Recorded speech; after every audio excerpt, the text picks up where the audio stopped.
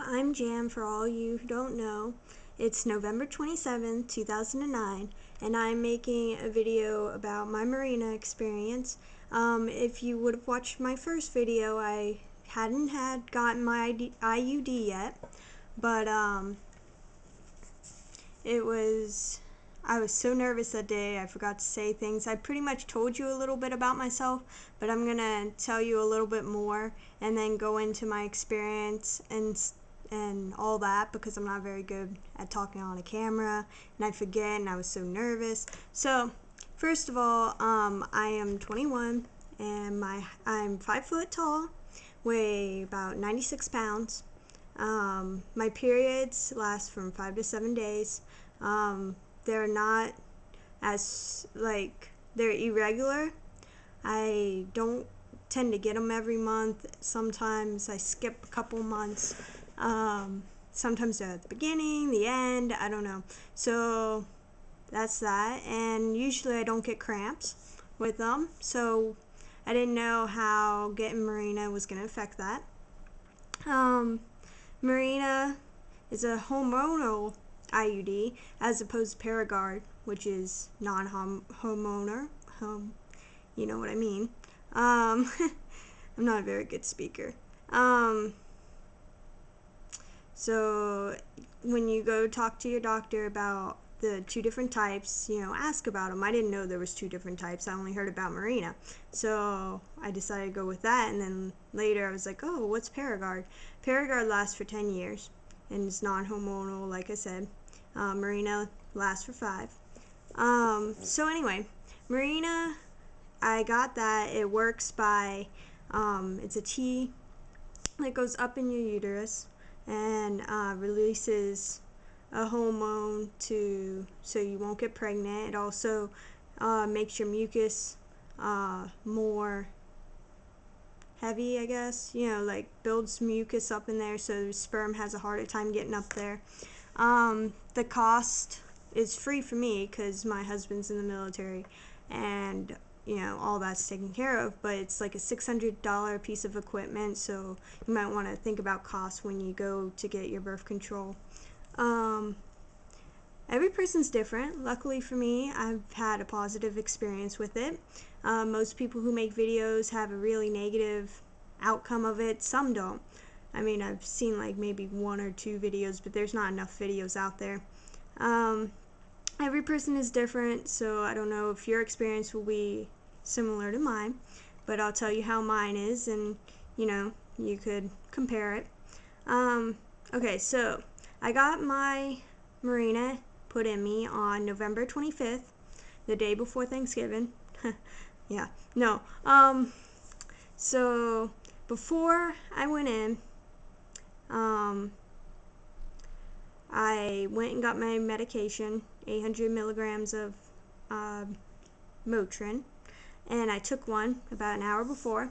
I also had my husband go with me. I strongly recommend that when you go get this done to have someone there with you, either a friend or a family member, someone, because I think it would be better than going alone. Also, when you go, take a pad with you, because most people tend to bleed afterwards, so you might want to have a pad ready so it can catch all your blood. Also take water, because water helps afterwards.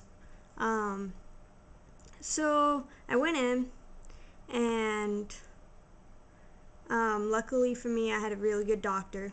When I met with her about a week before to get my pap smear done, she was really nice. When you go and get a doctor, make sure you have someone you like. Make sure that they're going to listen to you and answer all the questions that you have. So, because if you don't have a doctor you like, you're going to be more nervous and it's not going to be good. So, make sure you have a doctor that you really like.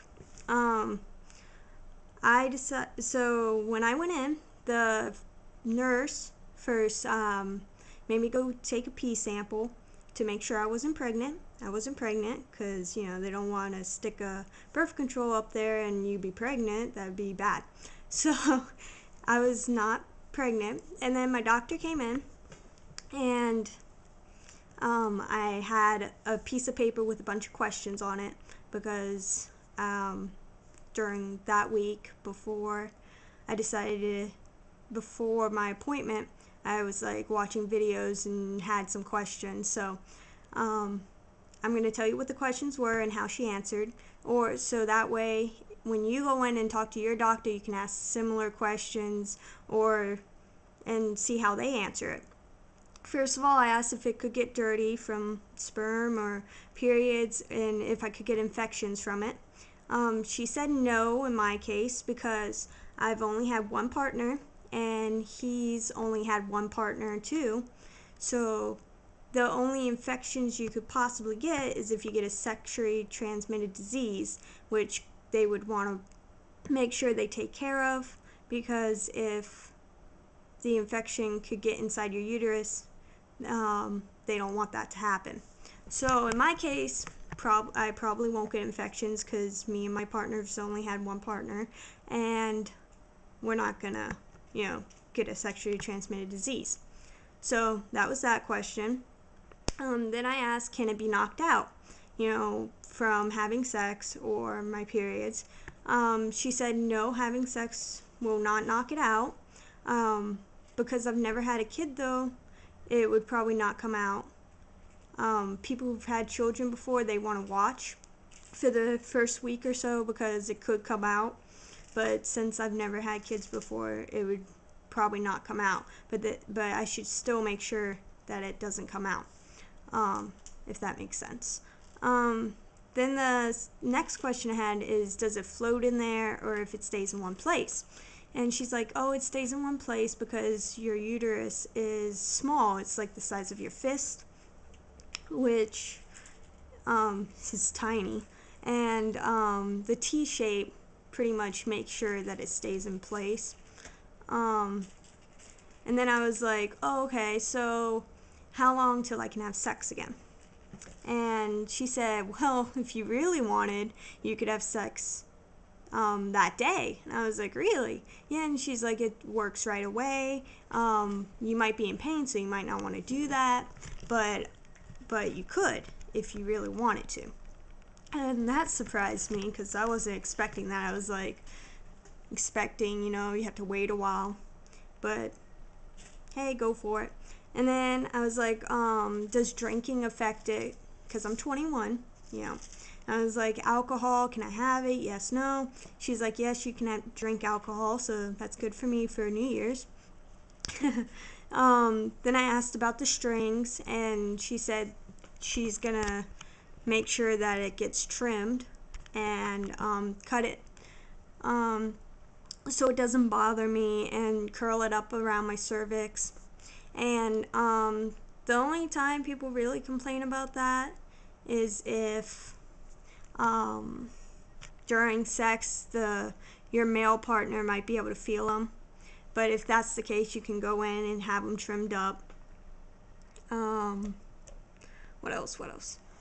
And then the whole procedure, I was like, so how long is this gonna take? Because some people are like, oh, it lasts forever, and some people are like, oh, it didn't last that long at all. Well, she said it takes about 10 minutes.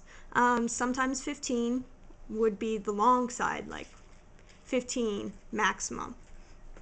So I was like, okay, I'm ready. And so she went and got another doctor, because when they do it, they have a nurse and 2 doctors usually. My husband was up by my head so he could hold my hand, and if he wasn't there, I don't think I could have gone through with it all the way. My doctor told me she was going to go really slow, so if at any point I wanted to stop, I could stop.